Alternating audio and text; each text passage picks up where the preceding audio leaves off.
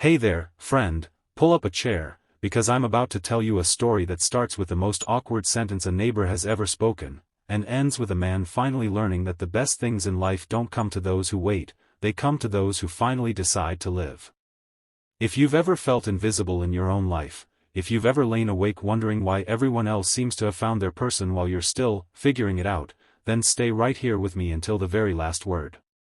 Because this isn't just Michael Turner's story. This might be yours too. Michael Turner was 36 years old and had perfected the art of being alone without ever feeling lonely. At least that's what he told himself every night when he locked the door of his small second-floor apartment in a quiet Ohio neighborhood. The building was one of those red brick complexes built in the 70s, the kind where the hallways smelled faintly of pine cleaner and someone's dinner. Michael worked as a senior accountant for a logistics company downtown. He left at 6:45 a.m. sharp, came home at 7:15 p.m., cooked a single portion of whatever was on sale, and fell asleep to the blue glow of documentaries about people who had done something remarkable with their lives. He kept his place spotless, not because he expected company, but because order was the only thing he still felt he could control. His parents had raised him on one unbreakable rule: good things come to those who wait, son. Don't settle. The right one will find you when it's time. After his college sweetheart, Emily, left him for a man who knew what he wanted right now, Michael had taken those words like gospel. 10 years later he was still waiting for the promotion that would finally make him feel successful, waiting for the courage to ask someone out, waiting for the day the emptiness in his chest would simply disappear on its own. That Tuesday evening in late October, the hallway light flickered the way it always did when the wind picked up. Michael was balancing a bag of groceries and his laptop when the door across from his swung open. Rachel Collins stepped out, arms full of a laundry basket, her dark curls escaping a messy bun. She was 34, a freelance graphic designer raising her 8-year-old son after losing her husband to cancer 3 years earlier. The whole building knew her story. No one ever knew what to say beyond, "How are you holding up?" So most just smiled politely and kept walking. But tonight Rachel didn't smile politely. She looked straight at Michael, really looked at him, the way people do when they've noticed you for months but never said the quiet part out loud, and the words tumbled out before she could stop them. "You seem to be good in bed. Are you married?" The grocery bag slipped from Michael's fingers. An apple rolled across the worn carpet and stopped against her slipper. For 3 full seconds the only sound was the distant hum of the old furnace. Michael felt heat rush up his neck, his ears burning. He opened his mouth, closed it, then finally managed a cracked whisper. "No. I'm still waiting." Rachel's eyes widened. The laundry basket tilted dangerously. "Oh my God, I said that out loud, didn't I?" She laughed, half horrified, half delighted, the kind of laugh that comes when embarrassment and honesty crash into each other. "I meant, you just always look so put together. Calm. Like you know how to take care of someone. I've been thinking about it for weeks and my brain short-circuited. I'm so sorry." Michael bent down to pick up the apple, mostly to hide his face. When he straightened, Rachel was still standing there, cheeks pink, waiting for him to say something, anything, that would make the moment less mortifying. Instead he heard himself answer again, softer this time, almost to himself. "I really am still waiting. For everything, I guess." That night Michael didn't turn on the television. He sat on the edge of his bed in the dark and let the words echo. Waiting. He had said it like a badge of honor for a decade, but tonight it tasted like rust. He thought about the way Rachel had looked at him, not with pity, but with something closer to curiosity, maybe even hope. And for the first time in years, the loneliness didn't feel like a quiet companion.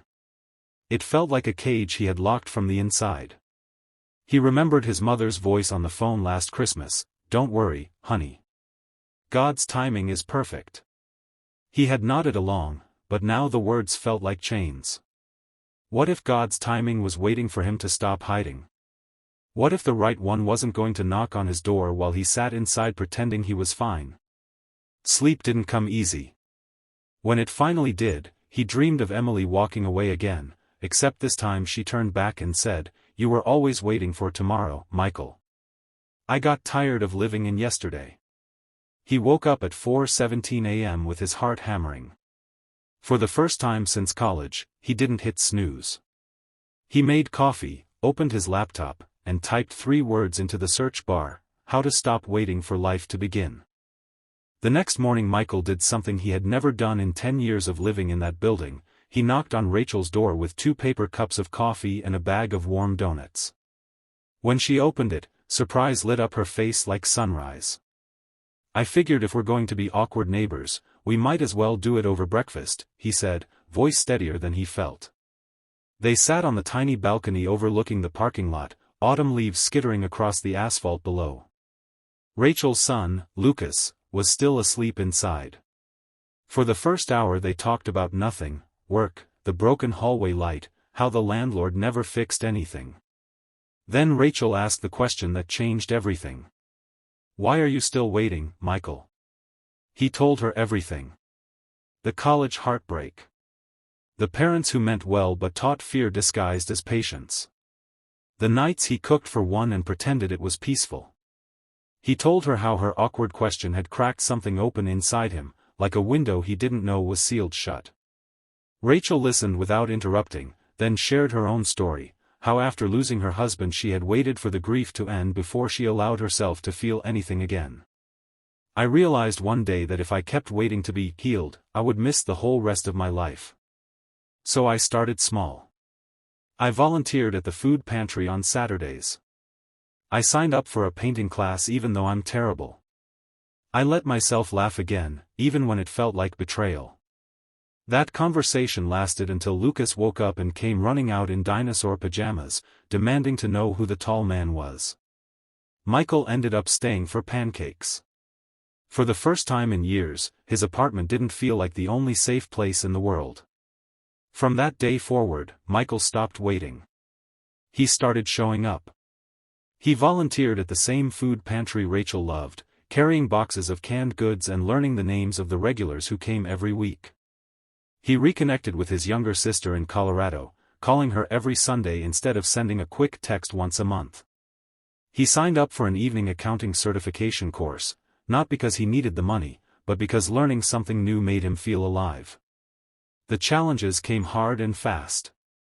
Old fears whispered that he was too late, that no one would want a man who had hidden for a decade. One night at the pantry a woman his age smiled at him and he froze, heart racing, almost walking away. But he remembered Rachel's words, "Small steps, Michael. Just don't stand still," and he smiled back. They talked for 20 minutes about nothing important, and it felt like victory. Then came the power outage that changed everything. A fierce November storm knocked out electricity across the neighborhood for 14 hours. Michael grabbed every flashlight and candle he owned and went door to door offering help. When he reached Rachel's apartment, Lucas was scared of the dark.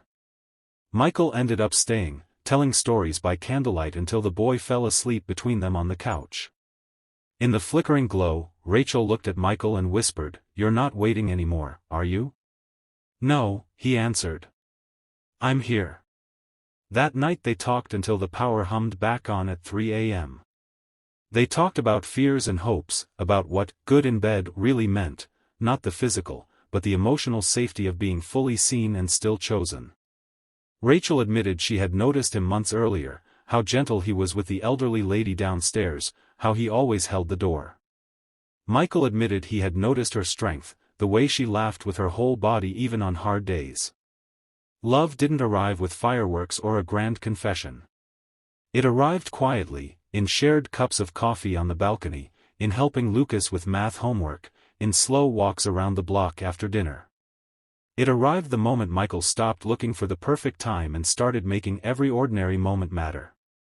6 months later, on a warm spring evening, Michael stood on that same balcony holding Rachel's hand while Lucas chased fireflies below. He wasn't waiting anymore. He was living. And the love he had waited for his whole adult life had been growing right across the hall the entire time. He just needed one awkward, honest, life-changing question to finally open the door. So here's the message I want you to carry with you, friend. stop waiting for the perfect moment, the perfect person, the perfect version of yourself. Start showing up, for your neighbors, for your dreams, for the scared kid inside you who still believes good things only come to those who hide. Because the truth is, the right one, the right life, the right joy, they don't find you while you're waiting. They find you the moment you decide to live.